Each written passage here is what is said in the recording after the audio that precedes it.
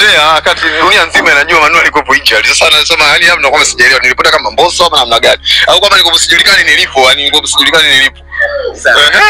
Mimi nataka nizungumzie ujio wa Kamara na ujio wa Ayub Black Red. Pengine umekuathiri kwa kiasi gani kwenye nafasi yako ya golikipa kwenye kikosi cha kwanza cha Simba? Mimi nadhani hapa tulikuwa tumechoka kwa sababu Wanazengwe ifike mahali tumuelewe Manula hali anayopitia. Yaani ifike mahali tu tumuelewe hali anayopitia Manula. Hakuna asiyejua hapa Tanzania kwamba Manula alikuwa ni kipa namba 1 wa Simba.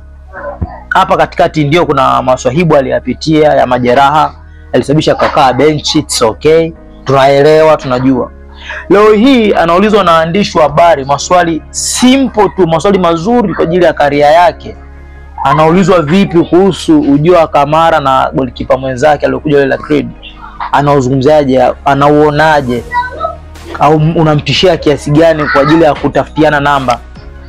Badala ujibu maswali unaoulizwa, unaanza kucheka kama vile unawadhihaki wanahabari, kama vile unadhihaki swali uliloulizwa. Mimi naona bora ifike mahali kama kuna adhabu ambao Manula anayo pale Simba, ifike mahali sasa asamehe jamani. Afike mahali wasamehe. Kwa sababu nikijaribu kukumbuka way back, tangu apige goli 5 zile. Tangu apige zile goli 5 mpaka leo ninazungumza na wewe hapa, hajawahi kupata namba kuchezea pale Simba. Hajawahi kupata namba yoyote kukaa golini.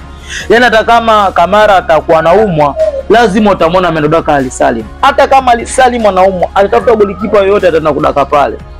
Sio, umeelewa? Kama kuna adhabu ambao wana Simba wanaona wanampa Manula, ni bora waisitishe tu, wamsamehe, kwa sababu inamharibu kisaikolojia. Kama ukifuatia interview vizuri, anaulizwa swali hili, badala alijibu lile swali kiufasaha, anajibu kinyume chake. Anaulizwa hivi, badala alijibu vile, anajibu kinyume chake. Ndugu zangu wana Simba, nipo chini ya miguu yenu. Kama kuna adhabu bwana, msameheni kijana wenu.